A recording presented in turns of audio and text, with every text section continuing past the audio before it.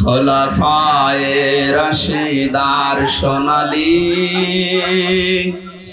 দিন কেন যে ফিরে আর আসে না, সকলে পেয়ে তার অধিকার, কেন যে মন খুলে হাসে না। ধুলির আসনে বসে ওমরে রাজ্য শাসন করেছে, খলিফা ওমরের শাসনে কোন জীব না খেয়ে মরেছে। সে ওমরের মতো কেউ ধরাতে কেন যে ফিরে আর আসে না।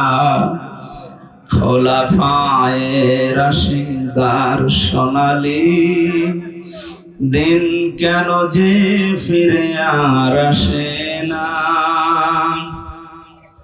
সকলে পেয়ে তার অধিকার, কেন যে মন খুলে হাসে না। আল্লাহ যেন চর্ম চোখে অন্তত এইটা দেখে যাওয়ার তৌফিক দেয় যে আমাদের এই দেশটা কোরআন দিয়ে চলছে। কি যে শান্তি পাবে প্রত্যেক ধর্মের মানুষেরা, আমি বলে বোঝাতে পারবো না, আপনি পাবেন ইনশাআল্লাহ। আমাদের ওমান হাকামা বিহি আদালত, যেহেতু নবীজি জানিয়েছেন কোরআন দিয়ে বিচার ফায়সালা করলে ন্যায় বিচার পাওয়া যায়। ন্যায় বিচার কি শুধু নাম শুনে ন্যায় বিচার পেয়েছি 17 বছর আমরা।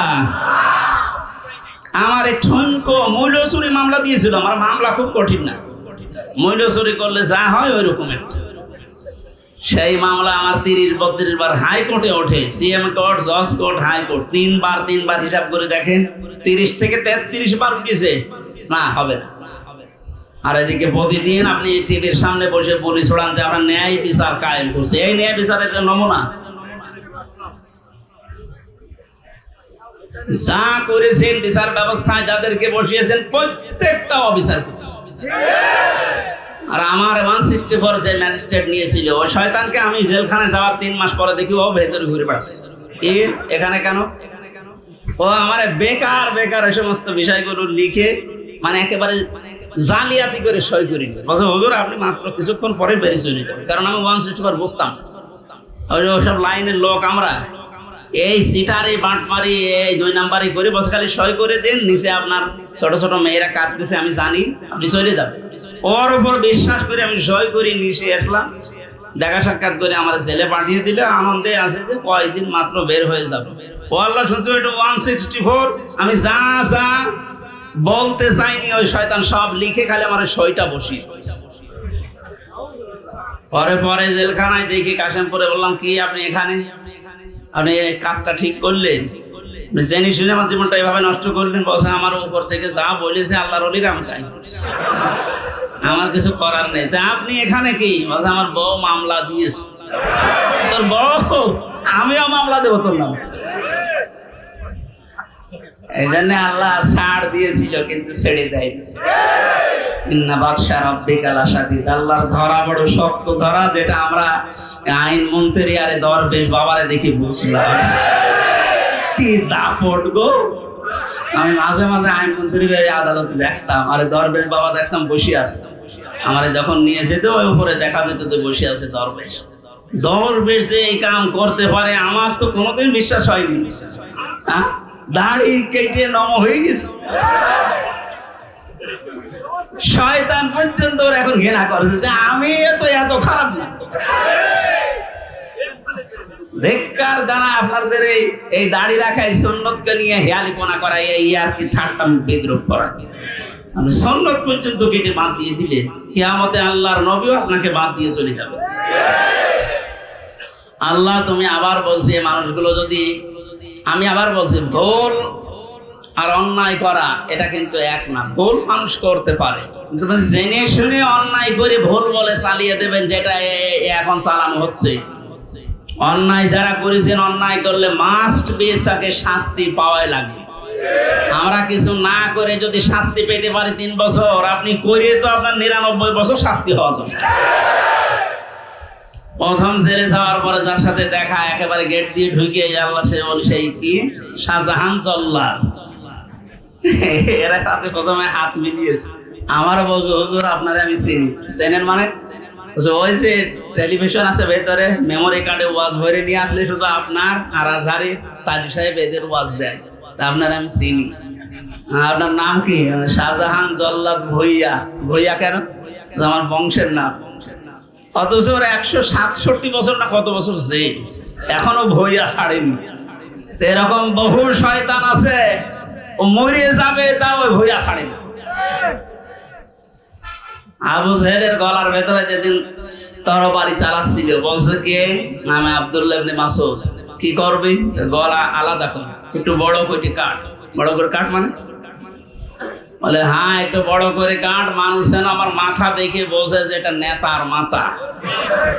আমার মনে হয় এর মতো এখনো পর্যন্ত অনেক শয়তান, সব শেষ হয়ে গেছে, এরপরও ভিত্তি কমছে না। বিভিন্ন জায়গা থেকে ভিডিও বার্তা দিয়ে মানুষকে শুধু উত্তেজিত করছে, আর কোনো লাভ হবে না ইনশাআল্লাহ। আপনি যাই করেন আর কোনো লাভ হবে না। এদেশের মানুষ বুঝে গেছে, ধোঁকা দিয়ে বোকা বানিয়ে বেশি দিন রাখা যায় না। এই জন্য কোরআনের বিচার ব্যবস্থা যদি কায়েম হয়, দল মত এখানে আর নেই। সবাই যেহেতু আমরা মুসলিম, 96% মুসলমানের দেশে কোরআনের বিচার চলবে না মানে? এই কথা বলেন না কেন? এ বিষয়ে কারো দ্বিমত আছে? আপনি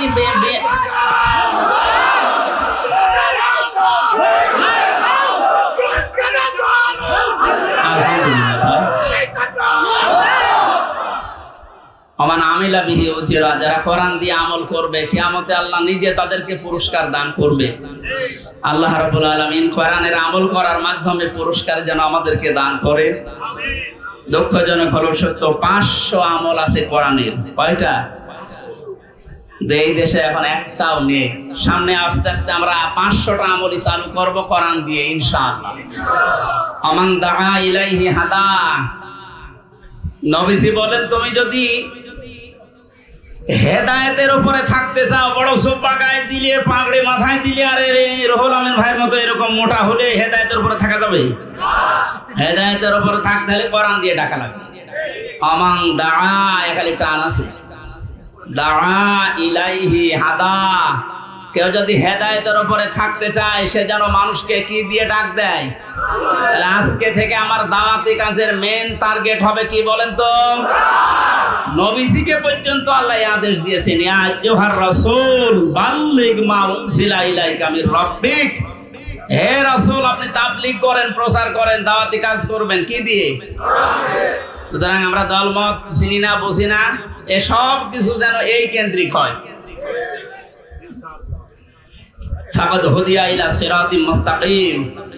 কেউ যদি হেদায়েতের উপরে থাকতে চায়, কোরআন দিয়ে সে ডাকবে, এবং কেউ যদি কোরআনের ডাকে সাড়া দেয়, আল্লাহ নিজে তাকে হেদায়েত নসিব করে দেবে।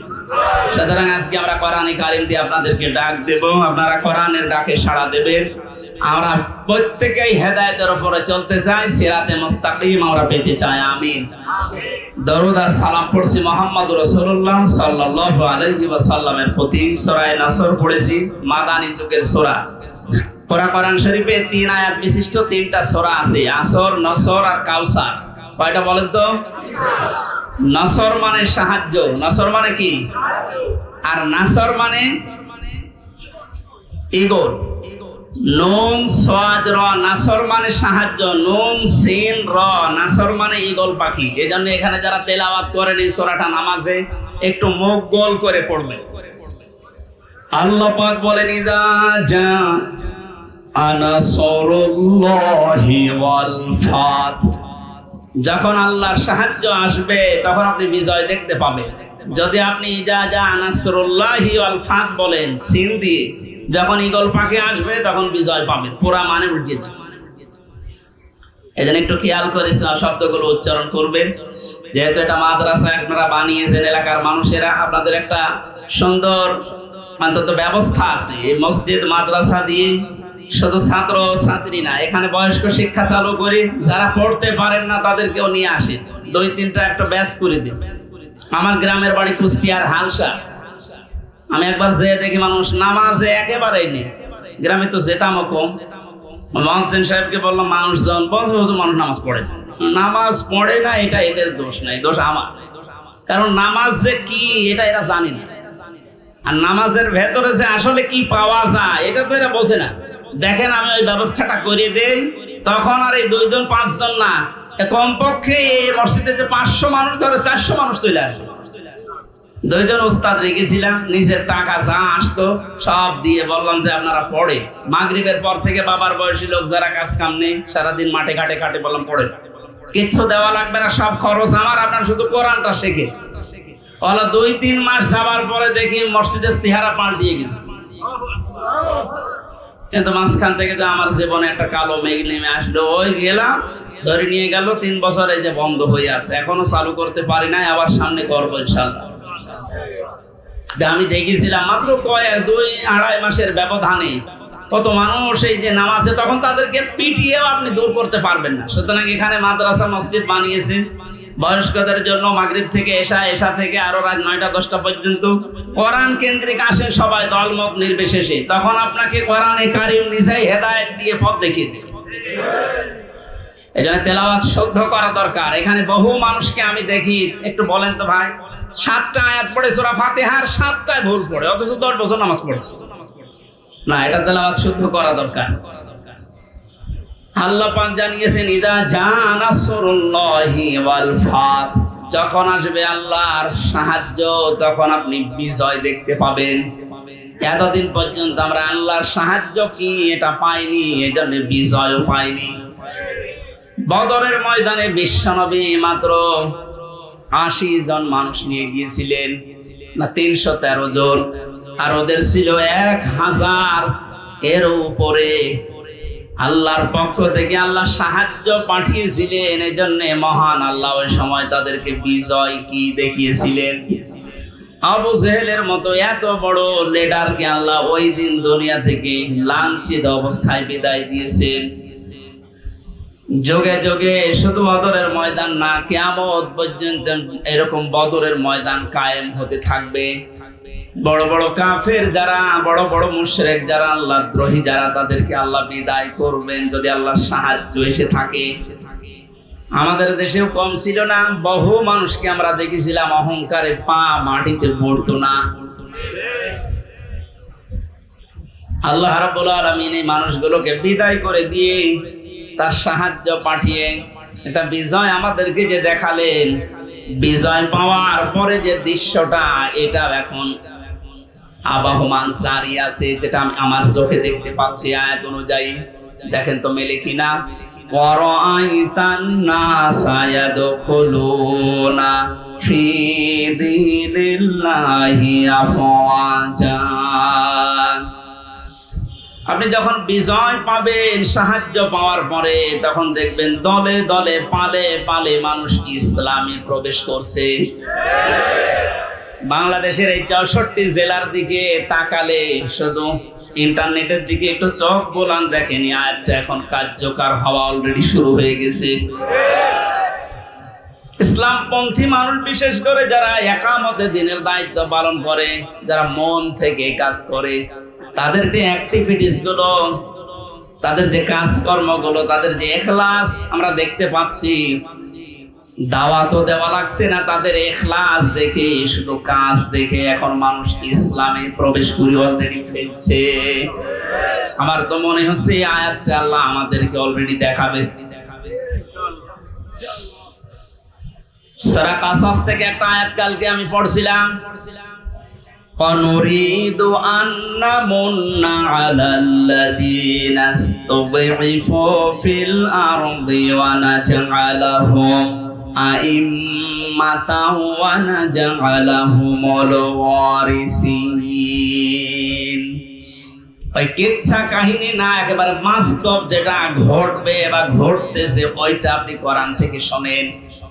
আল্লাহ পাক বলেন, ওই জামানায় হযরতে মুসা আলাইহিস সালামের যে দলটা ছিল, তিনি যে দলের লিডার ছিলেন, ফেরাউন বহু দলে বিভক্ত করে মানুষদেরকে দুর্বল করে রেখেছিল। শুধু একটা দলকে সে টার্গেট বেশি নিয়েছিল, সেটা মুসা নবীর দল।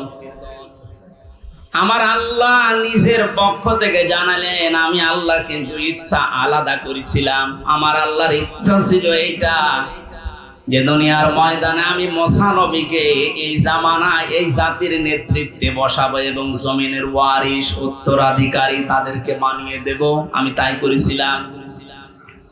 ইয়াটা এখন বাস্তব আমার মনে হচ্ছে, আমার চোখে ভাসতেছে। আল্লাহ তুমি সূরা কাসসের 5 নম্বর আয়াতটা আমাদেরকে দেখাও। স্বৈরাচার নব্য ফেরাউন এই পৃথিবীতে বহু দল ছিল এদেশে, সব দলকে টার্গেট না করে শুধুমাত্র কোরআনে কারীম এই পৃথিবীতে যেন বিদায় নেয়, কোরআনের লোকগুলো যেন এই দুনিয়াতে আসতে না পারে, এই কাজ করার জন্য যারা চেষ্টা চালিয়েছিল আল্লাহ তাদেরকেই যেন জাতির ইমাম আজ দিনের পর দিন বানিয়ে দিচ্ছে, তাদেরকে ওয়ারিস বানাচ্ছে, জমিনের উত্তরাধিকারী বানিয়ে দিচ্ছে। আমরা আবার দোয়া করছি, আল্লাহ তুমি আয়াতটা আমাদেরকে সর্বচোখে দেখাও। অনুরিদু আন্না মুন্না আলাল্লাযীনা ইসতুযইফু ফিল আরদ ইলা আখিরি আয়াত। আল্লাহুম্মা সাল্লি আলা সাইয়্যিদিনা মাওলানা মুহাম্মাদ ওয়া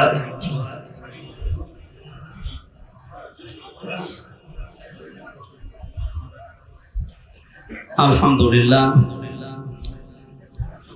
বাংলাদেশের ঐতিহ্যবাহী জেলা বাগেরহাট সদর থানার অন্তর্গত ভট্ট কনকপুর সিদ্দিকিয়া আমিনিয়া মদিনাতুল উলুম মাদ্রাসার উদ্যোগে শহীদ আল্লামা দেলাওয়ার হোসাইন সাইদি রহমতুল্লাহ আলাইহি ও বৈষম্য বিরোধী ছাত্র আন্দোলনের শহীদদের স্মরণে চুলকাটি বাগেরহাটের উদ্যোগে মহাবিশ্বের মহাবিশ্বয় আমাদের মালিক আমাদের মনিব মহান রব্বুল ইজ্জাত ওয়াল জালালের মুখের পবিত্র বাণী কোরআনে কারীম, পবিত্র কোরআনের এই পবিত্র অনুষ্ঠানের সম্মানিত সভাপতি অত্র মাদ্রাসার শ্রদ্ধাভাজন মুহতামিম বড় ভাই হাফেজ মাওলানা আলী আহমেদ দামাত বারকাতুহুল আলিয়া, মঞ্চে বসা আপনারা দেখতে পাচ্ছেন, এমনিতে আজকে একটু সময় কম হয়ে গেছে। একটা আয়াত থেকে তাফসীর করতে হলে যে 6-7টা বিষয় সামনে রাখা লাগে, এগুলো পয়েন্ট আকারে বলতে গেলে সময় হবে না। এতগুলো মানুষের নাম যদি একটা একটা করে বলি আর কারোটা বলি না বলি মন খারাপ হবে। আমরা যা করব আল্লাহর জন্য। মান আহাব্বা লিল্লাহি ওয়া আবগাদা লিল্লাহি ওয়া আতাআ লিল্লাহি ওয়া মানাআ লিল্লাহি ফাকাদ ইসতাকমালাল ঈমান। এই হাদিসটায় 4টা পয়েন্ট আছে।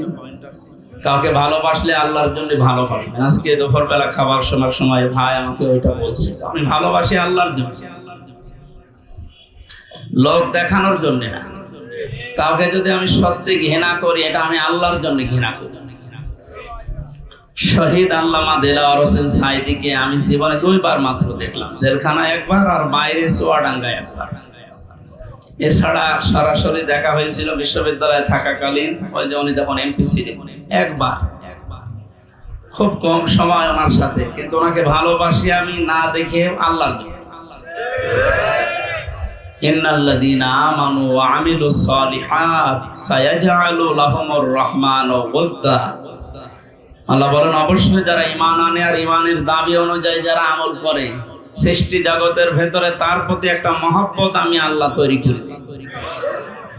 তাকে আর সারা পৃথিবীতে, আমি কালকে মালয়েশিয়া থেকে নেমেছি, রাত 2টায় নেমেছি, নেমে বাড়ি থেকে এখানে সারা রাত সারা দিন এই গাড়ির উপর এসে আমি মনে করলাম একটু কথাবার্তা বলবো, কিন্তু শরীর তো সাপোর্ট করছে না, ঘুম এসে গেছে।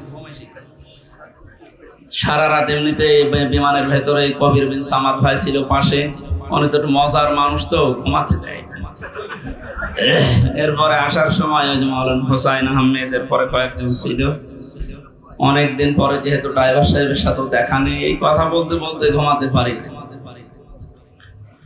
এরপরও আমরা যে কথাটা বোঝাতে চাই যে আমি ওনাকে ভালোবেসেছি, এর আগেও এখনো বাসি, আমি মরণ পর্যন্ত ওনাকে ভালোবাসবো আল্লাহর জন্য, কারণ উনি আল্লাহর দ্বীনের খাদিম।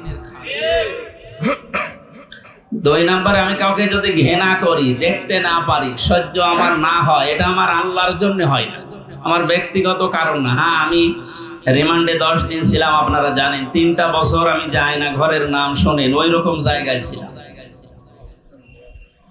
আমি আল্লাহর জন্য ওনাদেরকে ঘৃণা করছি এবং আপনাদেরকে ঘৃণা করার জন্য বলছি এই কারণে, কারণ এগুলো মানুষ নাই, মানুষ নামে এগুলো জানোয়ার। আপনি শুধু নাম শুনি মনে করেন যে আয়না ঘর মানে চারিদিকে আয়না দেওয়া আছে। এতে কত বড় ভয়ঙ্কর মানবতার সাথে আমরা মানবতা বিরোধী অপরাধের বিচার করলাম। এই ঘরের সাথে যারা জড়িত এ টু জেড প্রত্যেকটা মানবতা বিরোধী অপরাধের শামিল। এদের বিচার এখনই করা দরকার। আজকে একজন ওর সাথে জড়িত যে সর্বোচ্চ পর্যায়ে তাদের ভেতরে একজন ধরা পড়েছে অলরেডি। আমরা বিচার চাই, ওর কোনো বিচার নেই। 8-10 বছর 12 বছর 14 বছর একটা মাটির নিচের ঘরে, এদিকে 1.5 হাত এদিকে 1.5 হাত। আপনি কি মনে করেন জিন্দা কবর ওইটা? এই কঠিন অবস্থায় যারা মানুষকে ফেলে রেখেছিল, আপনি যদি মেরে ফেলতেন খবর দিয়ে দিতেন যে অমুক মারা গেছে, তারপরও তার স্ত্রীটা বিয়ে করতে পারে, তার ছেলে মেয়ে জানতো যে না মারা গেছে।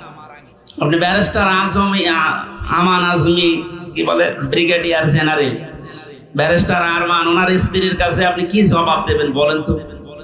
এই 8-10 বছর তার স্বামী থাকার পরও না থাকার স্বামী, সে জানেই না যে বেঁচে আছে কিনা। আজকে একটা ছবি ফেসবুকে সব পাশাপাশি ওনারা বসে আছে, দেখলাম, আমার কান্না চলে এসেছে যে মানুষ, এরপরও কিছু মানুষ জালেমদের পক্ষে এখনো পর্যন্ত সাফাই গাচ্ছে।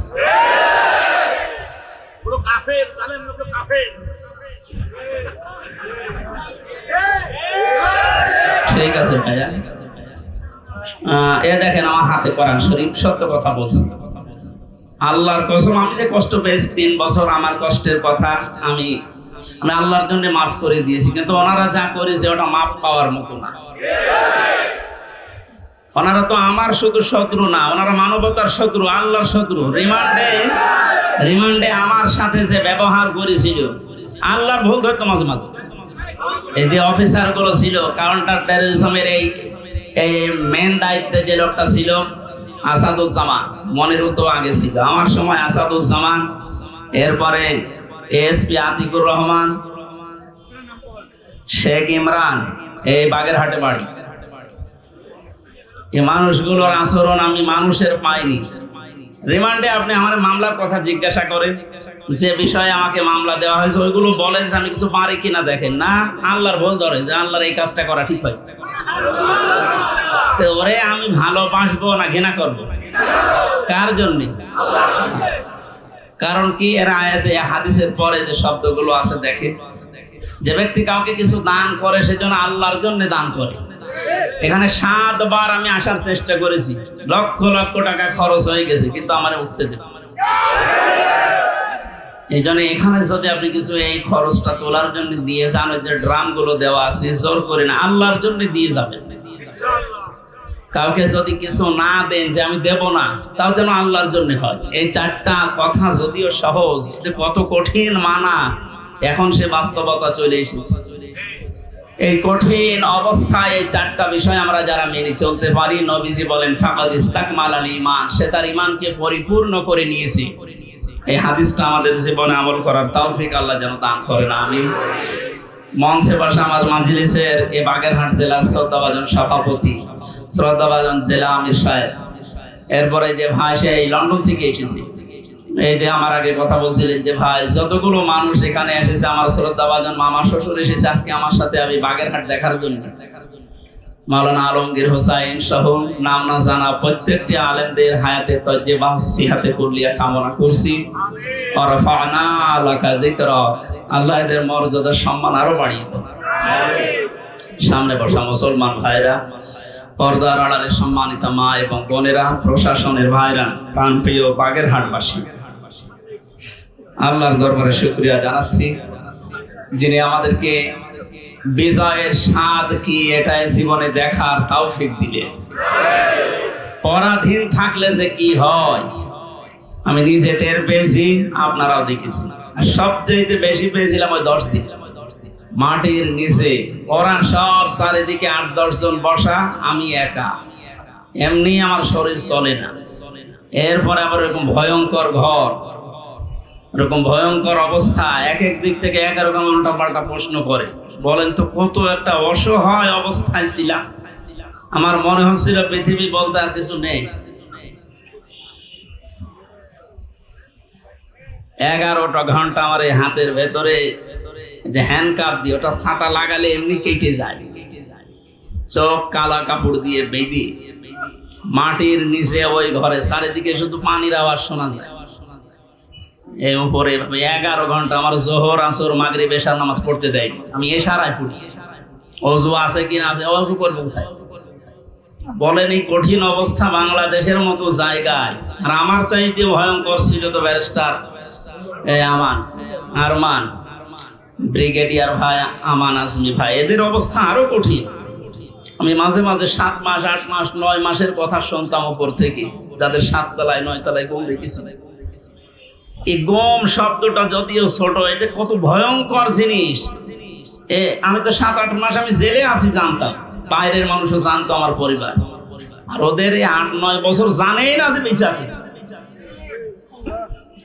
আমারও গমের মতো রেখেছিল, কারণ আমার কোনো যোগাযোগ ছিল না, বিচ্ছিন্ন। মার্ডার করে গেছে সে 2 দিন পরে 7 দিন পরে মোবাইলে কথা বলতে পারে বাড়িতে যে আমি আছি। আর আমার 8 মাস হয়ে গেছে, আমি জানি না যে বাইরে কেউ আছে কিনা। কারারক্ষীর কাছে একটু চিরকুট লিখে দিলে ওই যাবে আসবে, তারপরের দিন তার ডিউটি পড়বে, বাড়িতে যাবে, বাড়ি থেকে সংবাদ আসবে, সে আসতে আসতে মনে হয় সংবাদ বাসি হয়েছে। এই জন্য পরাধীন ছিলাম আমরা, এখন আলহামদুলিল্লাহ স্বাধীন হয়েছি। স্বাধীন হলে বিজয় পেলে মানুষ কি করবে, আজকের তেলাওয়াতকৃত আয়াতগুলোতে আল্লাহ জানিস। আমরা কোরআন থেকে নিতে চাই নাকি? মান ক্বালা বিহি সাদাকা, যারা কোরআন দিয়ে কথা বলে, নবীজি বলেন এরা সত্য কথা বলে। এই জন্য আমরা সত্য কথা শুনতে চাই এবং বলতে চাই কোরআন দিয়ে। আমান আস্তাকু মিনাল্লাহি কিলা, আল্লাহর চাইতে সত্য কথা কেউ বলে? আর আমান হাকামা বিহি আদালা, যারা কোরআন দিয়ে বিচার করে এরা ন্যায় বিচার করতে পারে। সত্যি যদি কোরআনের বিচার ব্যবস্থা কায়েম হয়ে যায়, জালেম সারাস এরা যদি এদের বিচার দুনিয়ায় পেয়ে যায়, এদের উপকার আমাদের উপকার। কারণ জালেমের বিরুদ্ধে মামলা হামজার না, জালেমের বিরুদ্ধে মামলা কার? এটাকে আমি বানালাম। সূরা শুরা 25 নম্বর পারা 6 নম্বর পৃষ্ঠা 12 নম্বর লাইনে 42 নম্বর আয়াত। আল্লাহ পাক বলেন ইন্নামাস সাবিলু আলাল্লাযীনা ইয়াজলিমুনান নাস ওয়া ইয়াবগুনা ফিল আরদি বিগাইরিল হক উলাইকা লাহুম আযাবুন আলীম। এটা তাফসীরে ফি জিলালিল কোরআন। আমি জেলখানায় থাকতে যে তাফসীরগুলো দেখলাম তার ভেতরে এটা একটা, ফি জিলালিল কোরআন। জালেমরা বাস্তবতায় যা দেখলাম, জালেমগুলো জানে না যে জেলখানায় বসে বসে সাইয়েদ কুতুব এই জিলালিল কোরআন তাফসীর লিখেছে। এইটা জেলখানায় চলতে দেয়, অথচ সাইয়েদ আবুল আলা মওদুদী রহমাতুল্লাহ আলাইহির ফি জিলাকি তাফহিমুল কোরআন ঢুকতে দেয় না। ও জালেমরা জানে যে ওইটা চাইতে ওইটা কত বড় কঠিন, আর ওর লিখাই হয়েছে জেলখানায় বসে, ওটা পড়তে দিত। ওখান থেকে রেফারেন্স এটা যেগুলো বলবো বেশিরভাগ ওখান থেকে, বাকিগুলো তাফসীর ইবনে কাসির। আল্লাহ পাক বলেন কিয়ামতের ময়দানে আমি আল্লাহ নিজে মামলা দায়ের করব, আমি নিজে কেস করব, নিজে অভিযোগ দায়ের করব তাদের বিরুদ্ধে যারা মানুষ হয়ে মানুষের উপরে অত্যাচার চালিয়েছে। ইয়াজলিমুনা নাস, আল্লাহ ইয়াজলিমুনা এটা মোজারে দিয়েছে, বর্তমান ভবিষ্যৎ, প্রেজেন্ট ফিউচার। নাস দিয়েছেন আল্লাহ, ইয়াজলিমুনাল মুসলিমুনা দেয়। মানুষ হয়ে যারা মানুষের জুলুম উপরে জুলুম করে, তাদের অধিকার নষ্ট করছে, করবে, তারা মামলার আসামি হামজা না আল্লাহ? বাংলাদেশে এই 15 বছরে আপনি যা করেছেন মানবতার সাথে, আপনি শুধু হামজার একা মামলার আসামি না কিয়ামতে আপনি 15 কোটি মানুষের এবং আল্লাহর মামলার আসামি। আল্লাহর মামলার আসামিদেরকে আমরা এই মুক্ত স্বাধীন দেশে আর দেখতে চাই? কোনো দরকার নেই। শয়তান যেমন আল্লাহর গজব প্রাপ্ত, এগুলো আল্লাহর গজব প্রাপ্ত। শয়তান একজনের সাথে দোস্তি করেছিল, সারাদিন বন্ধুত্ব করার পরে সন্ধ্যাবেলা শয়তান ওরে ডাক দিয়ে বলছে, বন্ধু সারাদিন তো তোমার সাথে চললাম ফিরলাম খেলাম, আমি এখন আর থাকতে চাই না, আমি গেলাম। কেন? আমি তোমার সাথে থাকতে ভয় পাই। আমার সাথে থাকতে ভয় পাও? সারাদিন তো ছিলে, কে তুমি? আমার পরিচয় তো ওইভাবে আগে নাওনি, আমি হচ্ছে ইবলিশ, সুরত ধরে এসেছিলাম। ও তখন আশ্চর্য হয়ে বলে যে আপনি দূর হয়ে চলে যাবেন আমার কাছ থেকে, আপনার পরিচয় পেলে তো আমি দূর হতাম। না, আমি যেতে চাই এই কারণে, কারণ আমি আল্লাহর একটা বিধান মানি নাই। এই কারণে আল্লাহ আমারে একটা সেজদা না মানার কারণে পৃথিবীতে পাঠিয়েছে, তাও লানত দিয়ে। আমার নাম মারদুদ, আমার নাম রাজিম, কত রকমের নাম আমার উপরে দিয়ে আল্লাহ আমার বিদায় দিয়েছে। আর আজকে 17টা সেজদা ফরজ ছিল তোমার প্রতি, একটা সেজদাও দাও না। আল্লাহ রাগ করে তোমার উপরে যে গজব নাজিল করবে, ও গজবে আমি শয়তানও পড়ে যাব। ও আল্লাহর একটা বিধান লঙ্ঘন সেজদা, এটা লঙ্ঘন করে যদি ভয় পায়, এই 15 বছরে আপনি 500 বিধানের একটাও মানেন না, আরো মানুষকে মানতে দেন। এর গায়ে যদি জিন লাগে নিয়ে আসবে এর মা বাবা আমার কাছে, সূরা নাস আর ফালাক এমনকি আয়াতুল কুরসি পড়ে ফু দিলে চলে যাবে, এটা আমাদের বিশ্বাস। এমন যায়। আর আমার তো মনে হচ্ছে এই ঘটনাটা বলার পর শয়তান আল্লাহর একটা মাত্র বিধান সেজদা দেওয়া লাগবে এটা মানি নাই, কিন্তু আল্লাহর বিধানের এগেইনস্টে নতুন করে কোনো বিধান শয়তান বানায় না। কথা বুঝতেছে? আল্লাহর বিধানও মানে না, এতটুকুই শেষ। এগেইনস্টে নতুন করে কোনো বিধান বানিয়ে মানবো এরকম কিছু শয়তান করে না। তো আল্লাহর এই পৃথিবীতে ক্ষমতা পেয়ে আল্লাহর যে বান্দা নিজে আল্লাহর বিধান মানে না এবং আল্লাহর বিধানের বাইরে নতুন করে বিধান বানিয়ে আল্লাহর বান্দাদেরকে মানতে বাধ্য করে, এটা শয়তানের চাইতে বড়। জিন শয়তান ধরলে তো নাস ফালাক আর ইখলাস পড়লে চলে যাবে, আর ওরে পুরা কোরআন শরীফ তেলাওয়াত করে ফু দিলেও যাবে না। সুতরাং এইরকম এত বড় শয়তান আমরা আর দেখতে চাই না। মুক্ত যখন হয়েছে আলহামদুলিল্লাহ, কোরআন কি জানিয়েছে বিজয়ের পরে আমরা ওইগুলো এখন শুনবো। আমার কথার অর্থ বোঝেন আপনি? সুতরাং যারা আল্লাহর মামলার আসামি, ছোটখাটো বিষয় এটা না, অনেক ভারী কথা। আপনি আল্লাহর মামলার আসামি হয়ে গেছেন, কিয়ামতে আপনি উকিল পাবেন কোথায়? দুনিয়ার দিকে তাকিয়ে টের পাচ্ছে। 10 দিন আগে যার কথায় হাইকোর্ট, জজ কোর্ট, সুপ্রিম কোর্ট, প্রত্যেকটা কোর্ট ওঠা বসা করতো, এখন তার পক্ষে একজন আইনজীবী দাঁড়াবে, কেউ রাজি না। তার দলের লোক নেই। লক্ষ লক্ষ মানুষ এই পৃথিবীতে তার ভক্ত ছিল, সন্তান। এখন একটা বিচারপতি দাঁড়াবে, একটা উকিল দাঁড়াবে তার পক্ষ নিয়ে, কেউ রাজি নামে জালেমের পক্ষে। এখন ডিম খেতে খেতে মরছে, ডিমটা মুখ দিয়ে খেলিতে হয়, কত জায়গা দিয়ে ডিম খাচ্ছে। ওই জায়গাতে যখন আলেমদেরকে মাজায় দড়ি দিয়ে ছাগলের মতো তুলতেন, আমার মতো মানুষ, আপনি জানেন না হামজা কি? ও নিজেও বলতো রিমান্ডে, আপনি কিছু করেন না, আমি জানি কিছু জানেন তো, আমার হাতে এই যে এটা বাইন্ধে দিলেন, এই তো যথেষ্ট, আমি কি পালিয়ে যাব? পাই দিয়েছে ডান্ডা বেড়ি, মাজায় দিয়েছে দড়ি, মনে হচ্ছে ছাগল টেনে নিয়ে যাচ্ছে। আর ওই কোর্ট চত্বরে মানুষগুলো, কিছু মানুষ কান্ত আর কিছু শয়তান আসে দেখে টিপ্পনি কাটে, যা হচ্ছে ঠিকই হচ্ছে, এবার ঠেলা টের পাও।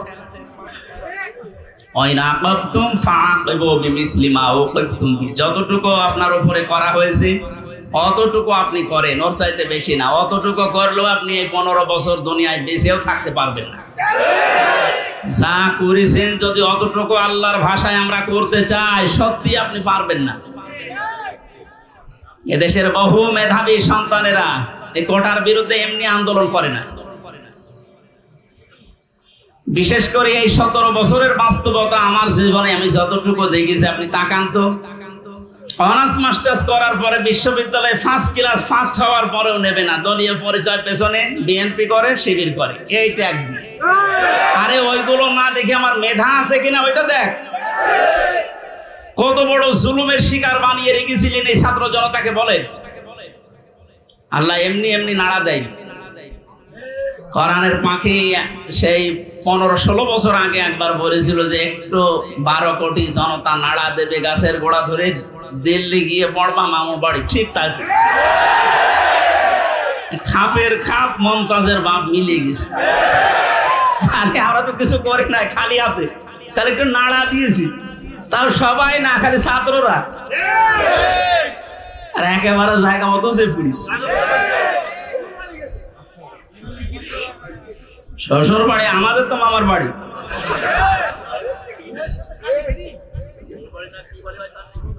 যাই হোক, আমি সে কথা বলতে চাচ্ছি, আমরা কোরআনে কারিম থেকে কথা শুনতে চাই এবং জালেম যারা তারাও যেন মরণের পরে অন্তত তাদের আর বিচার না হয়, এই জন্য দুনিয়াতে আমরা তাদের বিচার দেখতে চাই। আপনারা আমাদেরকে শত্রু ভাববেন, আমরা আপনাদের বন্ধু, কারণ দুনিয়ায় উপকার করে দিচ্ছি। এ বিচার না হলে আপনি মনে করছেন মাপ পেয়ে যাবেন, কখনো না। আল্লাহর কাছে যা করেছিলেন ওনাকে বলেন, উনি ইচ্ছা করলে মাফ করে দিতে পারে। কিন্তু হামজার সাথে ব্যারিস্টার আরমানের সাথে যা করলেন, এইটা আমরা যতক্ষণ মাফ না করবো আপনি মাফ পাবেন না। কারণ আপনি আমাকে আর আরমানকে শুধু কাঁদিয়েছেন তা না, আমার স্ত্রীকে কাঁদিয়েছেন, আমার মেয়েকে কাঁদিয়েছেন। আমার ছোট মেয়েটা আজ পর্যন্ত আমার চেনে না, আমার কাছে আসে না, ভয়তে বলে যে হুজুর, ওরকম হুজুর বহু আসে। কারণ সে 8-9 মাস ওরা রেখে গিয়েছিলাম, 3 বছর পর, এখন 4 বছর পর ও জানবে কি করে। সুতরাং আপনি শুধু আমার একা ক্ষতি করেননি, আমার মা বাবার ক্ষতি করেছেন, আমার স্ত্রীর ক্ষতি করেছেন, আমার সন্তানের ক্ষতি করেছেন, আমার সংসারটা নষ্ট করে দিয়েছে। সব কিছু এরকম হামজা একা, লক্ষ লক্ষ মানুষ এই দেশে আমার মতো ভিকটিম। আপনি মাপ পাবেন কয়জনের? 1 জন, 2 জন, 5 জন মাপ, কয়জন মাপ করতে পারে বলেন? এই লোকটাকে যদি আপনি মেরে ফেলেন তাহলে ওনার বিচার কি? ওনারও মেরে ফেলা লাগবে। ওনাকে যদি আমি মেরে ফেলি, আমার একটা বিচার এই যে আমাকে যদি মেরে ফেলেন তাহলে বিচার শেষ। কথা বোঝেন আমার? আর একটা সিস্টেম আছে, হ্যাঁ, ওনার স্ত্রী, ওনার মা বাবা, সন্তান আদি যারা, ওরা যদি মাফ করে দেয় টাকা পয়সা নিয়ে, জরিমানা নিয়ে, তাহলে মাফ হবে। তাছাড়া আর কোনো সুরত নেই। ওই 10 বছর, 15 বছর, 18 বছর, 30 বছর জেল দিয়ে লোকটা শুধু জেল খাটাই হবে, তার উপর আবার আর। কিন্তু ওনাকে মাপ পাওয়ার জন্য কোরআনে কারিমে হাদিসে যে 2টা বিষয় আমরা পাই। 1 নম্বরে ওনারে মাপ পাওয়ার জন্য ওনারে মেরে ফেলা লাগবে। এক কথা বলে না কেন? 2 নম্বরে শুধু মেরে ফেলা না, ওনার আত্মীয় স্বজন যদি টাকা পয়সা নিয়ে দিয়ে বলে যা মাফ করে দিলাম, ঠিক আছে। তাছাড়া মাপ পাওয়ার আর কোনো লাইন আছে? লাইন আছে? ওনার জীবন কয়টা? মানে আমাকে মেরেছে, আমি ওনাকে মেরে ফেললাম, শেষ হয়ে গেল। কিন্তু ওই লোকটা যদি 500 মানুষ, 2700 ছাত্র হত্যা করার কারণ হয়, ওকে 2700 বার মারা লাগবে। পরে 2700 বার মারা যাবে? এমনি মরে গেছে, এমনি মরে যাচ্ছে। যে 2700 বার মারা যাবে কোন কায়দায়? একবার মরলে তো শেষ। 2699 বার এখনো মারা লাগবে। তো আমি মারবো কি করে? কারণ এতগুলো মানুষ এই কয়েকদিনে আমার সামনে 14 জন মারা গেছে, বুঝতে আমার সামনে। আমি মরণের পর 5 তারিখে যেদিন স্বাধীন হয়ে যায়, 6 তারিখে সকালবেলায় প্রত্যেকের বাড়িতে আমার যা সমর্থ ছিল, এমনিতে আমিও মুসলিম, যতটুকু পেরেছি 2 মাস চলার মতো তাদেরকে দিয়ে এসেছি। নেন, হাসপাতালে গিয়েছিলাম দেখতে, এক একজনের যে অবস্থা, এই জায়গায় গুলি লাগিয়ে, এই জায়গায় বন্দুক লাগিয়ে দিয়েছে, এই জায়গায় লাগিয়ে দিয়েছে, লজ্জাস্থান নষ্ট হয়ে গেছে। এরকম বহু মানুষ হাসপাতালে কাতরাচ্ছে এখনো। শুধু কুষ্টিয়া, বাকি জেলাগুলো তো আমি তো জানি না এখন সব খবর। আর এই 8-9 দিন ছিলাম তো বাইরে, এই জন্য সব খবর জানি না। সুতরাং আমাকে যদি আপনি একজন মারার জন্য মেরে ফেলতেন, আমার তো বিচার হয়ে যেত। আমি তো কারণ হয়ে দাঁড়িয়েছি 2700 মানুষ মারা, আমাকে তো 2700 বার মারা লাগবে। এই জন্য এই বিচার এখন আর দুনিয়ায় নেই। এই বিচার করার জন্য আল্লাহ আখিরাত বানিয়েছে। 2700 বার আপনাকে মারবে, আপনার লজ্জার স্থান নষ্ট করে দেবে। এই জন্য বলছি, জালেম যারা আছেন এখনো ফিরে এসে সে সমস্ত মানুষের উপরে জুলুম করেছিলেন, ওনাদের কাছে যান। ওনারা যদি কিছু করতে পারে, তাছাড়া আল্লাহ জানিয়েছেন যে আমি মাফ করব না। কারণ এটা আমি দায়িত্ব ছেড়ে দিয়েছি যাদের উপরে জুলুম করেছিল তাদের উপর। এখন তাদেরকে বলেন, ওনারা যদি মন থেকে কিছু করে, তাছাড়া আপনি দুনিয়াও ধ্বংস করেছেন, আপনার আখিরাতও ধ্বংস হয়ে যাবে। আল্লাহ তুমি আমাদেরকে জালেম হওয়া থেকে রক্ষা করো। এই শব্দটা শুনতে যদিও সহজ মনে হচ্ছে, জালেম, এটা কত বড় নিকৃষ্ট আল্লাহর কাছে। কারণ জালেমদেরকে আল্লাহ বারবার কোরআনে জানিয়েছেন, আল্লাহু লা ইয়াহদিল কওমাজ জালিমিন, জালেমদের আমি পথ দেখাই না, হেদায়েত দেই না। আমরা যদি অনেকে বলো হুজুর আমাদের কেন্দ্রীয় আমির বারবার দোয়া করে, তো দোয়া করে করবো কি? জালেমদের তো হেদায়েত হবে না। জালেমদের কোনো হেদায়েত নেই, আর জালেমকে ক্ষমা করে দেওয়ার অর্থ হচ্ছে মাজলুমের উপর অবিচার করা। আপনি কোনদিন ব্যারিস্টার আজমের ব্যারিস্টার আরমানের স্ত্রীর কাছে মাপ পাওয়ার কথা না, সে মানুষ ছিল আপনার মতো। এরপরও বলছে আপনারা চেষ্টা করেন, যদি মাপ পান, না পাইলে বুঝবেন আপনার দুনিয়া আখিরাত ধ্বংস হয়ে গেছে। আল্লাহ তুমি আমাদেরকে মাফ করো, বলেন আমিন। কোরআনের বিচার যতদিন পর্যন্ত কায়েম না হচ্ছে, বসে থাকার, থেমে থাকার আমাদের কোনো সুযোগ নেই। যে যেখান থেকে আসি আমরা চেষ্টা চালাবো, চর্ম চোখে এদেশে দেখতে চাই আল্লাহর কোরআন দিয়ে বাংলাদেশটা চলছে। কারণ আমরা তো দেখলাম যে বাবা চালালে কেমন লাগে, চাচা চালালে কেমন লাগে, স্বামী চালালে কেমন লাগে, বউ ভাবি সবাই চালিয়েছে, সবই দেখলাম যে কেমন লাগছে। একটা জিনিস এখন দেখতে বাকি আছে, যে কোরআন দিয়ে, আল্লাহর কোরআন দিয়ে রাষ্ট্র চালালে কেমন লাগে, এটা দেখতে বাকি আছে না?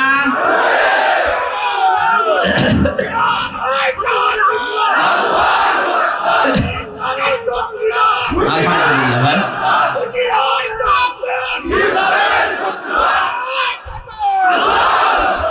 এইটা দেখতে যখন বাকি আছে, আমি মুসাফির মানুষ, মাজলুম মানুষ এবং অসুস্থ মানুষ, আর তিনটা দোয়া কবুল হওয়ার কথা হাদিসে আছে, যে মাজলুমের দোয়া কবুল হয়, মুসাফিরের দোয়া কবুল হয়, অসুস্থ মানুষের দোয়া কবুল হয়। সবাইকে নিয়ে মাগরিবের আগে আমি দোয়া করবো ইনশাআল্লাহ। সূরা নসরের তাফসীরটা করার পর আল্লাহ যেন চর্ম চোখে অন্তত এইটা দেখে যাওয়ার তৌফিক দেয় যে আমাদের এই দেশটা কোরআন দিয়ে চলছে।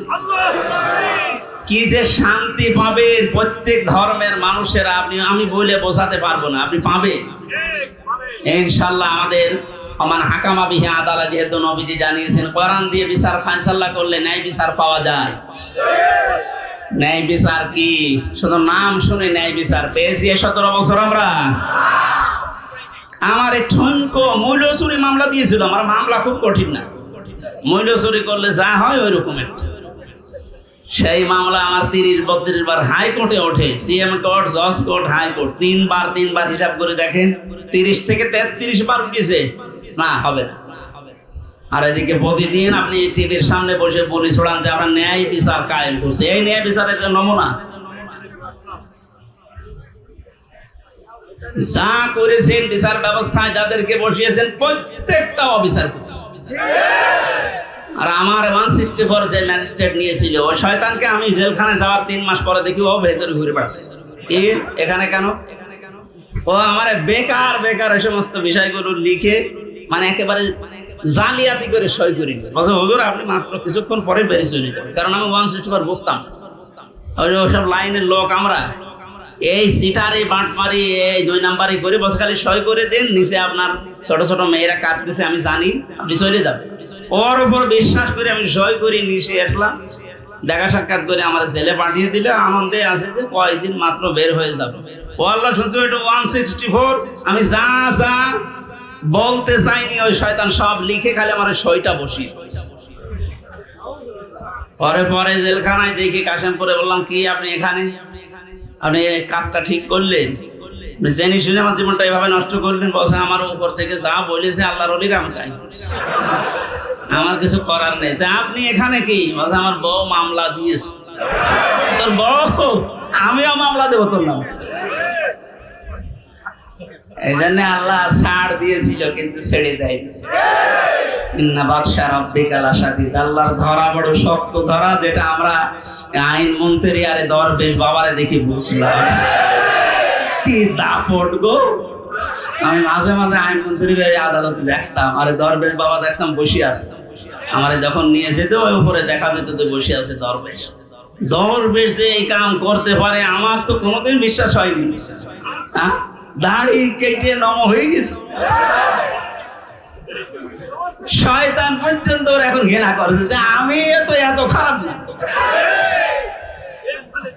ধিক্কার জানা আপনাদের এই দাড়ি রাখা, এই সুন্নতকে নিয়ে হেয়ালিপনা করা, এই আর কি ঠাট্টা বিদ্রুপ করা। আমি সুন্নত পর্যন্ত কেটে বাদ দিয়ে দিলে কিয়ামতে আল্লাহর নবীও আপনাকে বাদ দিয়ে চলে যাবে।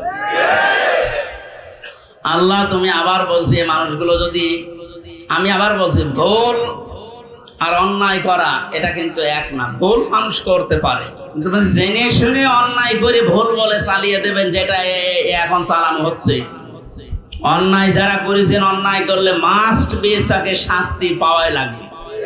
আমরা কিছু না করে যদি শাস্তি পেতে পারি 3 বছর, আপনি করে তো আপনার 99 বছর শাস্তি হওয়া দরকার।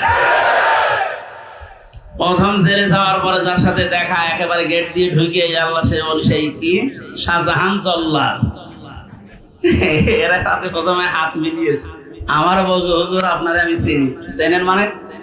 ওই যে টেলিভিশন আছে ভেতরে, মেমোরি কার্ডে ওয়াজ ভরে নিয়ে আসলে শুধু আপনার আর আজহারি সাইদি সাহেব এদের ওয়াজ দেয়, আপনার আমি চিনি। আপনার নাম কি? শাহজাহান জল্লাদ ভুইয়া। ভুইয়া কেন? আমার বংশের নাম। অথচ 167 বছর না কত বছর জেল, এখনো ভুইয়া ছাড়েনি। এরকম বহু শয়তান আছে, ও মরে যাবে তাও ওই ভুইয়া ছাড়েনি।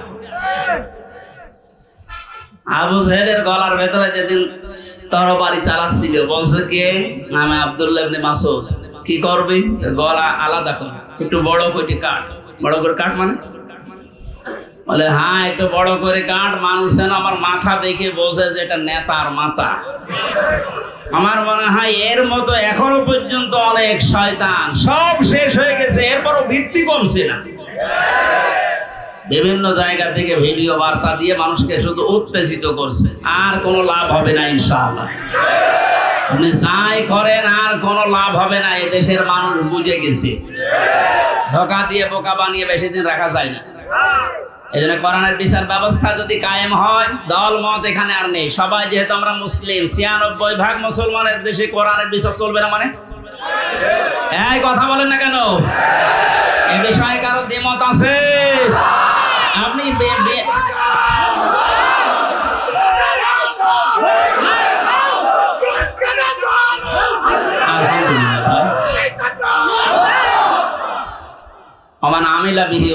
যারা কোরআন দিয়ে আমল করবে, কিয়ামতে আল্লাহ নিজে তাদেরকে পুরস্কার দান করবে। আল্লাহ রাব্বুল আলামিন কোরআনের আমল করার মাধ্যমে পুরস্কার যেন আমাদেরকে দান করে।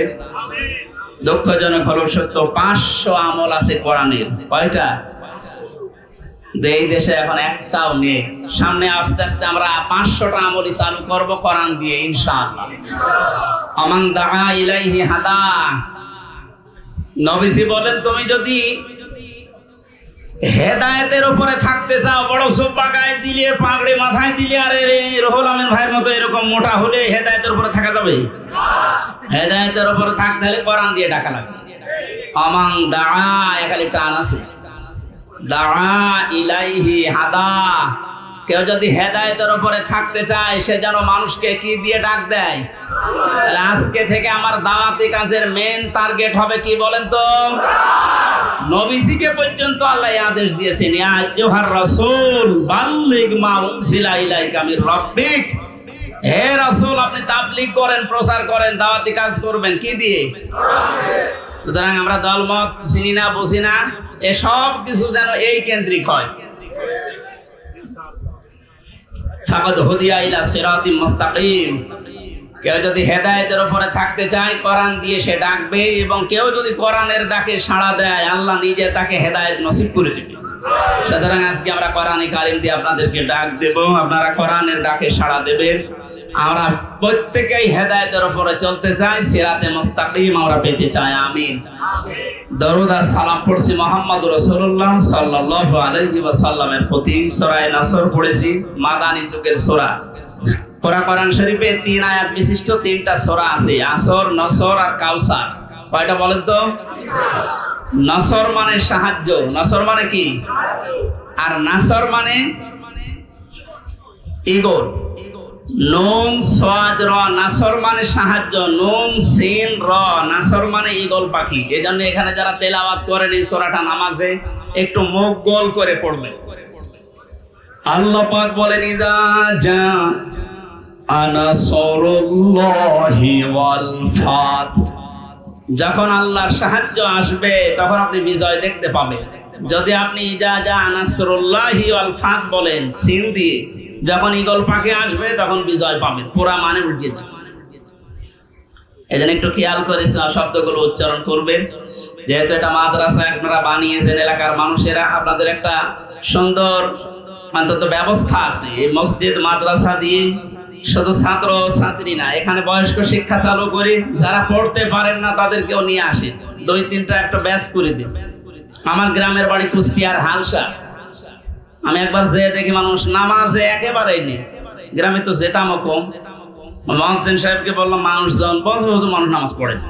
নামাজ পড়ে না এটা এদের দোষ নাই, দোষ আমার। কারণ নামাজ যে কি এটা এরা জানে না, আর নামাজের ভেতরে যে আসলে কি পাওয়া যায় এটা তো এরা বোঝে না। দেখেন আমি ওই ব্যবস্থাটা করে দেই, তখন আর এই 2 জন 5 জন না, কমপক্ষে এই মসজিদে যে 500 মানুষ, ধরে 400 মানুষ চলে আসে। 2 জন ওস্তাদ রেখেছিলাম, নিজের টাকা যা আসতো সব দিয়ে বললাম যে আপনারা পড়ে। মাগরিবের পর থেকে বাবার বয়সী লোক যারা কাজ কাম নেই, সারাদিন মাঠে ঘাটে কাটে, বললাম পড়ে, কিচ্ছু দেওয়া লাগবে না, সব খরচ আমার, আপনার শুধু কোরআনটা শেখে। 2-3 মাস যাবার পরে দেখি মসজিদের চেহারা পাল্টিয়ে গেছে। কিন্তু মাঝখান থেকে যে আমার জীবনে একটা কালো মেঘ নেমে আসলো, ওই গেলাম, ধরে নিয়ে গেল। 3 বছর এই যে বন্ধ হয়ে আছে, এখনো চালু করতে পারি নাই, আবার সামনে করবো ইনশাআল্লাহ। আমি দেখেছিলাম মাত্র 2-2.5 মাসের ব্যবধানে কত মানুষ এই যে নামাজে, তখন তাদেরকে পিটিয়েও আপনি দূর করতে পারবেন না। সুতরাং এখানে মাদ্রাসা মসজিদ বানিয়েছেন বয়স্কদের জন্য, মাগরিব থেকে এশা থেকে আরো রাত 9টা-10টা পর্যন্ত কোরআন কেন্দ্রিক আসেন সবাই, দলমত নির্বিশেষে। তখন আপনাকে কোরআনে কারিম নিজেই হেদায়েত দিয়ে পথ দেখিয়ে দেবে। এই জন্য তেলাওয়াত শুদ্ধ করা দরকার। এখানে বহু মানুষকে আমি দেখি, একটু বলেন তো ভাই, 7টা আয়াত পড়ে সূরা ফাতিহার 7টায় ভুল পড়ে, অথচ 10 বছর নামাজ পড়ছে না। এটা তেলাওয়াত শুদ্ধ করা দরকার। আল্লাহ পাক জানিয়েছেন, ইদা জাআ নাসরুল্লাহি ওয়াল ফাত, যখন আসবে আল্লাহর সাহায্য তখন আপনি বিজয় দেখতে পাবেন। এতদিন পর্যন্ত আমরা আল্লাহর সাহায্য কি এটা পাইনি, এজন্য বিজয়ও পাইনি। বদরের ময়দানে বিশ্বনবী মাত্র 80 জন মানুষ নিয়ে গিয়েছিলেন, না 313 জন, আর ওদের ছিল 1000 এর উপরে। আল্লাহর পক্ষ থেকে আল্লাহ সাহায্য পাঠিয়েছিলেন, এই জন্য মহান আল্লাহ ওই সময় তাদেরকে বিজয় কি দেখিয়েছিলেন। আবু জেহেলের মতো এত বড় লিডারকে আল্লাহ ওই দিন দুনিয়া থেকে লাঞ্ছিত অবস্থায় বিদায় দিয়েছেন। যোগে যোগে শুধু বদরের ময়দান না, কিয়ামত পর্যন্ত এরকম বদরের ময়দান কায়েম হতে থাকবে। বড় বড় কাফের যারা, বড় বড় মুশরিক যারা, আল্লাহ দ্রোহী যারা, তাদেরকে আল্লাহ বিদায় করবেন যদি আল্লাহর সাহায্য এসে থাকে। আমাদের দেশেও কম ছিল না, বহু মানুষকে আমরা দেখেছিলাম অহংকারে পা মাটিতে পড়তো না। আল্লাহ রাব্বুল আলামিন এই মানুষগুলোকে বিদায় করে দিয়ে তার সাহায্য পাঠিয়ে এটা বিজয় আমাদেরকে যে দেখালেন, বিজয় পাওয়ার পরে যে দৃশ্যটা, এটা এখন আবাহমান জারি আছে, যেটা আমি আমার চোখে দেখতে পাচ্ছি আয়াত অনুযায়ী। দেখেন তো মেলে কিনা। ওয়ারাআইতান নাসা ইয়াদখুলুনা ফি দীনিল্লাহি আফওয়াজা। আপনি যখন বিজয় পাবেন, সাহায্য পাওয়ার পরে, তখন দেখবেন দলে দলে, পালে পালে মানুষ ইসলামে প্রবেশ করছে। বাংলাদেশের এই 64 জেলার দিকে তাকালে, শুধু ইন্টারনেটের দিকে একটু চোখ বোলান, দেখেনি আয়াতটা এখন কার্যকর হওয়া অলরেডি শুরু হয়ে গেছে। ইসলামপন্থী মানুষ, বিশেষ করে যারা একামতে দিনের দায়িত্ব পালন করে, যারা মন থেকে কাজ করে, তাদের যে অ্যাক্টিভিটিস গুলো, তাদের যে কাজকর্মগুলো, তাদের যে ইখলাস আমরা দেখতে পাচ্ছি। দাওয়াতও দেওয়া লাগছে না, তাদের ইখলাস দেখে, শুধু কাজ দেখে এখন মানুষ ইসলামে প্রবেশ করে অলরেডি ফেলছে। আমার তো মনে হচ্ছে এই আয়াতটা আল্লাহ আমাদেরকে অলরেডি দেখাবে। সূরা কাসাস থেকে একটা আয়াত কালকে আমি পড়ছিলাম, অনুরিদু আন্না মুন্না আলাল্লাযীনা ইসতুযইফু ফিল আরদি ওয়া নাজআলাহুম আইম্মাতাও ওয়া নাজআলাহুমুল ওয়ারিসিন। ওই কিচ্ছা কাহিনী না, একেবারে বাস্তব যেটা ঘটবে বা ঘটতেছে ওইটা আপনি কোরআন থেকে শোনেন। আল্লাহ পাক বলেন ওই জামানায় হযরতে মুসা আলাইহিস সালামের যে দলটা ছিল, তিনি যে দলের লিডার ছিলেন, ফেরাউন বহু দলে বিভক্ত করে মানুষদেরকে দুর্বল করে রেখেছিল। শুধু একটা দলকে সে টার্গেট বেশি নিয়েছিল, সেটা মুসা নবীর দল। আমার আল্লাহ নিজের পক্ষ থেকে জানালেন, আমি আল্লাহ কিন্তু ইচ্ছা আলাদা করেছিলাম। আমার আল্লাহর ইচ্ছা ছিল এইটা, যে দুনিয়ার ময়দানে আমি মুসা নবীকে এই জামানায় এই জাতির নেতৃত্বে বসাবো এবং জমিনের ওয়ারিস উত্তরাধিকারী তাদেরকে বানিয়ে দেব। আমি তাই করেছিলাম। ইয়াটা এখন বাস্তব আমার মনে হচ্ছে, আমার চোখে ভাসতেছে। আল্লাহ তুমি সূরা কাসসের 5 নম্বর আয়াতটা আমাদেরকে দেখাও। স্বৈরাচার নব্য ফেরাউন এই পৃথিবীতে বহু দল ছিল এদেশে, সব দলকে টার্গেট না করে শুধুমাত্র কোরআনে কারীম এই পৃথিবীতে যেন বিদায় নেয়, কোরআনের লোকগুলো যেন এই দুনিয়াতে আসতে না পারে, এই কাজ করার জন্য যারা চেষ্টা চালিয়েছিল, আল্লাহ তাদেরকেই যেন জাতির ইমাম আজ দিনের পর দিন বানিয়ে দিচ্ছে, তাদেরকে ওয়ারিস বানাচ্ছে, জমিনের উত্তরাধিকারী বানিয়ে দিচ্ছে। আমরা আবার দোয়া করছি, আল্লাহ তুমি আয়াতটা আমাদেরকে সর্বচোখে দেখাও। অনুরিদু আন্না মুন্না আলাল্লাযীনা ইসতুযইফু ফিল আরদ ইলা আখিরি আয়াত। আমাদের আজকের মাহফিলের প্রধান অতিথি মনে হয় আসতেছে।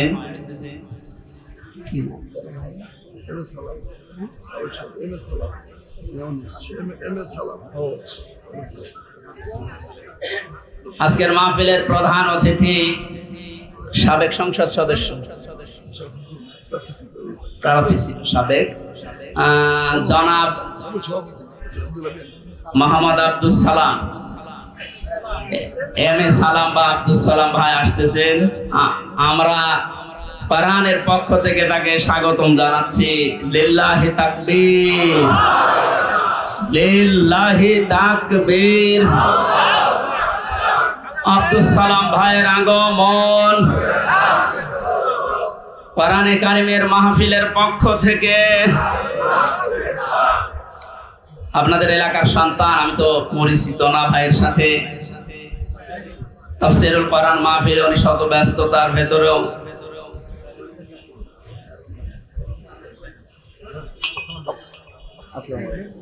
স্বাধীন বাংলাদেশের যে স্বাদ এখন আমরা পাচ্ছি, সেই দেশে উনি এসেছেন, আলহামদুলিল্লাহ। সালাম ভাই পরে একটু পরে কথা বলবো ইনশাআল্লাহ। আমরা আয়াতটা শেষ করিনি, আপনারা আছেন তো? পারিবারিক জীবন নিয়ে যে বইটা আমি লিখেছিলাম, ওই বইটা আমি নিয়ে এসেছি। ওইটা আপনারা যাবার সময় গেটে আছে আমার গাড়িতে, ওই ডানের গেটে নিয়ে যান, কাজে লাগবে স্ত্রীদের জন্য। আমি ওইদিকে যাচ্ছি না, লিখেছিলাম জেলখানার দৃশ্যগুলো দেখে। আজকে আমাদের মাহফিলে যিনি এসেছেন প্রধান অতিথি হিসাবে জনাব এম এ সালাম ভাই, উনি আর কিছুক্ষণ পরে আপনাদের সামনে দোয়া নেবেন, কথা বলবেন। আমরা আয়াতটা শেষ করি, যেহেতু তাফসীরুল কোরআন মাহফিলে। অরাইতান নাসা ইয়াদখুলুনা ফি দীনিল্লাহ। একটু আওয়াজ কম করা লাগবে ভাই, একটু আওয়াজ কম করেন, কয়েক মিনিট আমি আয়াতটা শেষ করি, কথা বলা যাবে না। একটু পরে কোরআনের আয়াতের দিকে তাকালে আমি যেটা দেখতে পাই, ইয়াদখুলুনা এটা মুজারে, বর্তমান ভবিষ্যৎ, প্রেজেন্ট ফিউচার। ফি দীনিল্লাহ, আল্লাহর দ্বীনের ভেতরে। বলেন তো দ্বীন কার? আল্লাহ। এই দ্বীন কি আমির হামজার, এম এ সালামের? কার? দ্বীন আল্লাহর। বলেন দ্বীন কার?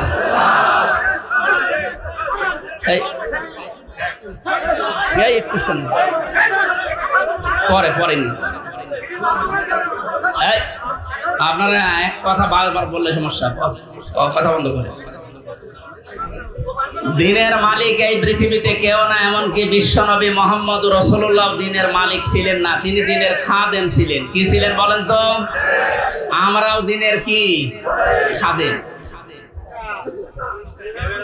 সুতরাং আমরা খেদমত করে যাব দ্বীন ইসলামের, দ্বীনের না। বারবার ডিস্টার্ব হলে তো আল্লাহর এই দিনকে আমরা জমিনে জিন্দা রাখার জন্য চেষ্টা চালিয়ে যাব, কারণ খাদেমের যে কাজ, কামলার যে কাজ, আমরা সেই দায়িত্ব নিয়েছি। আমরা যেন চর্ম চোখে অন্তত এটা দেখতে পাই যে আল্লাহর দিন এই জমিনে কায়েম হয়ে গেছে। যেহেতু সেই পর্যায়ে আস্তে আস্তে আসতেছে, এখন আনন্দ বিজয় কিভাবে উল্লাস করবেন, উদযাপন করবেন, আল্লাহ কোরআনে কারিমে সূরা নাসরে জানিয়েছেন, ফাসাব্বিহ বিহামদি রাব্বিকা ওয়াস্তাগফির। আল্লাহর সাহায্য এবং বিজয় যখন আসবে তখন আপনি ইস্তেগফার করেন আর হামদ প্রকাশ করেন, তাসবিহ করেন। এখানে তাসবিহ কি? এক একটা সৃষ্টি জগতের তাসবিহ হামদ এক এক রকম। গাছের হামদ হচ্ছে সকালে আর বিকালে ছায়াটা লম্বা করে দিয়ে সেজদা দেওয়া, এটা তার হামদ, তার প্রশংসা। সৃষ্টি জগৎ যে যেখানে আছে ওইভাবে প্রশংসা আদায় করে। আমাদের প্রশংসা আদায় করার মাধ্যম কি? আমাদের যদি হামদ প্রকাশ করা লাগে একেবারে টুটি পর্যন্ত খেয়ে আলহামদুলিল্লাহ বললাম হয়ে গেল না, এটা না। আপনি এটা খাবারের পরে যে শক্তি অর্জন করলেন, আপনার মেধা, আপনার যোগ্যতা, যা যা পেলেন, এইটা আল্লাহর দিন এই পৃথিবীতে জারি করার জন্য, প্রচার করার জন্য, কায়েম করার জন্য আপনি ব্যয় করবেন, এটা হচ্ছে হামদ। আল্লাহ এই হামদ করার তৌফিক এখন আমাদেরকে দেন। ওয়াস্তাগফির, ইস্তেগফার করা, পূর্বের যে সমস্ত অপরাধগুলো করেছি সামনে আর করব না, সচেতন হয়ে যাব, এই হিসাব নিকাশ করে আমরা ইস্তেগফার করব আল্লাহর কাছে। এই এদিকে তাকান, ইস্তেগফার আর তাওবা এই দুইটা জিনিস কিন্তু এক না। আপনি সব সময় ইস্তেগফার করতে পারেন, আস্তাগফিরুল্লাহ আস্তাগফিরুল্লাহ আস্তাগফিরুল্লাহ পড়তে পারেন সব সময়। সবচাইতে আল্লাহ বেশি খুশি এই শব্দটা শুনলে, যে আস্তাগফিরুল্লাহ, হে আল্লাহ আমি ক্ষমা চাই।